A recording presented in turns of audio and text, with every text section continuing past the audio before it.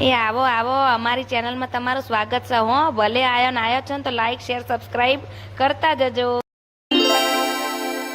Hello મિત્રો, શું તમારા ઘરે આવી રીતના સોફા હોય અને તમે સોફાને કવર ચડાવતા હોય અને તમને હાથમાં દુખતું હોય અને તમને કાં તો પછી નખ તૂટી જતા હોય, આપણે માંડ નખ વધાર્યા હોય, નખ તૂટી જતા હોય, તો ચલો તમને એક આઈડિયા બતાવું, એનાથી તમારા નખે નહીં તૂટે અને કવર બિલકુલ હલશે નહીં. છોકરાઓ મસ્તી કરશે ને તોય તે તો જો આ રીતના લઈ લેવાનું વેલણ અને વેલણથી આ રીતના પટ્ટીથી એક એક પટ્ટી કરીને અને અંદર આવી રીતના કવરના અંદર જે છેડો હોય એ અંદર જવા દેવાનો. તેથી આવી રીતના કરશો ને તો છોકરો ગમે એટલું મસ્તી કરશે. તમારા ઘેર 10 છોકરો આવીને સોફા ઉપર કૂદકા મારશે કે મસ્તી કરશે ને તો એ કવરનો શેડો બહાર નીકળશે નહીં. તમારે બીજા દિવસ નહીં 3 દિવસ સુધી તમારા સોફાનો કવર એવા નીવા રહેશે, બહાર નીકળવાનો શેડો નીકળશે જ નહીં. ચલો, વી ટ્રીક ગમી હોય તો લાઈક કરતા જો, શેર કરતા જો, સબસ્ક્રાઇબ કરતા જો અને વિડીયો ગમ્યો હોય તો કોમેન્ટ જરૂરથી કરજો. Bye bye.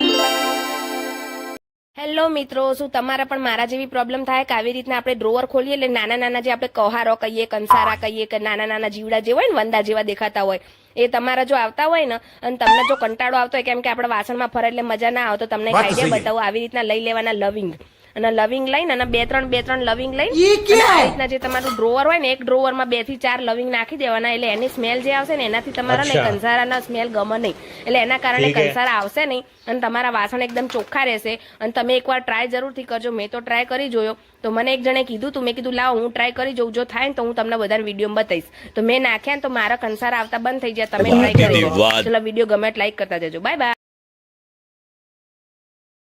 હેલો મિત્રો, જય માતાજી. શું તમે આવી રીતે પ્લાસ્ટિકના ડબ્બાના કદી કાણા પાડેલા હતા? તો કે મમ્મી મારે આવું બધું કરીએ ને તો મમ્મીએ મારે, ઘરવાળીએ મારે. ના પણ ઘરવાળી નહીં મારે. તમને આઈડિયા બતાવું ને એનાથી ઘરવાળી ખુશ થઈ જશે અને તમારી મમ્મી હશે ને તો મમ્મીએ ખુશ થઈ જશે. તો જો પ્લાસ્ટિકનો ડબ્બો લઈ લેવાનો, પ્લાસ્ટિકના ડબ્બાના આ રીતના કાણા પાડી દેવાના ગેસ ઉપર ચમચી લઈને અને પછી એમાં નાખી દેવાનું 2-3 ચમચી મીઠું. એક બનાવો તો 1, 2 બનાવો તો 2. મારા 2 નવરા હતા એટલે મેં 2 બનાવ્યા. હવે જો 2 આવી રીતના શેમ્પુ નાખી દેવાનું. શેમ્પુ નાખીને એમાં નાખી દેવાનું સેનેટાઈઝર નાખીને એમાં લવિંગ નાખી દેવાનું. એટલે તમને બધાને થશે કે શું ગોડાયો કાઢે, પણ હું તમને પાછળથી કહું કે આનો શું ફાયદો થાય. અને લવિંગ નાખી દેવાના. લવિંગ નાખીને એમાં નાખી દેવાના 4-5 કટકા લીંબુ. મને ખબર લીંબુ મોંઘા પણ એક લીંબુમાં કઈ બગડી ના જાય. આપણે આઈડિયા સસ્તો મસ્ત કરવાનો એટલા માટે. અને પછી આવી રીતના તમે બાથરૂમમાં રાખશો ને તો વંદા ગરોળી કશું નહીં આવે ને એની સ્મેલથી બાથરૂમમાં એકતું રહેશે. ચલો, વિડીયો ગમે લાઈક કરતા. મિત્રો, તમારું સિંક પણ આવી રીતે જૂનું દેખાતું હોય, ચીકણું થઈ ગયું હોય, પીળું પડી ગયું હોય અને ગંદુ દેખાતું હોય તો તમને એક આઈડિયા બતાવું. 1 ચમચી લઈ લેવાનો બેકિંગ સોડા, 1 ચમચી મીઠું, 1 ચમચી આપણે વાસણ ઘસવાનું કોઈ પણ લિક્વિડ અને 1 ચમચી કપડાં ધોવાનો પાવડર નાખીને આ રીતના એને ફેલાઈ દેવાનું. 10 મિનિટ સુધી હળવા હાથે ફેલાઈ દેવાનું. પાણી નહીં નાખવાનું, એમને ફેલાઈ દેવાનું. પછી 10 મિનિટ પછી આપણે હાર્પિક નાખીને અને આ રીતના હાર્પિક નાખીને અને કૂચડાથી બરાબર આ રીતના હળવા હાથે તમે ઘસો ને તોય પણ તમારા ચાંદી જેવું તમારા સિંક થઈ જશે.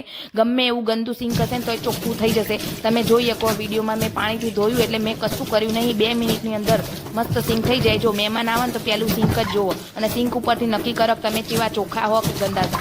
તો તમે આ રીતના સિંક ચોખ્ખું રાખશો ને તો તમારી પર્સનાલિટી સારી પડશે.